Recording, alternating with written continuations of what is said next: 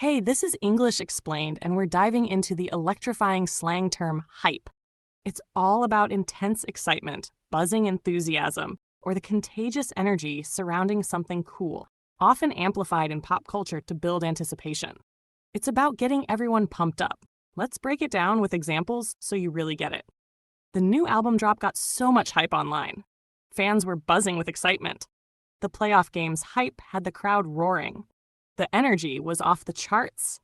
That viral video created major hype for the brand. Everyone was talking about it. The slang term hype has vibrant roots, emerging in the early 20th century in African American vernacular English, initially tied to hyperbole, an exaggerated promotion, like in advertising or entertainment. By the 1980s, hip-hop culture propelled hype into mainstream slang, where it described the infectious energy of music, dance, or events, as seen in terms like hype man for a performer's energetic sidekick.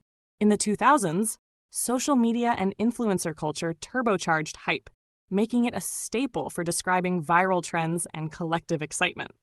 Use hype to capture the thrill, buzz, or anticipation around something exciting, especially in casual pop culture-driven chats about music, sports, or trends. This term carries an upbeat, energetic tone and is perfect for informal conversations where you want to convey contagious enthusiasm. Avoid it in formal settings, as it's distinctly casual and youth-oriented. Does your language have a similar phrase? Drop it in the comments and don't forget to like and subscribe.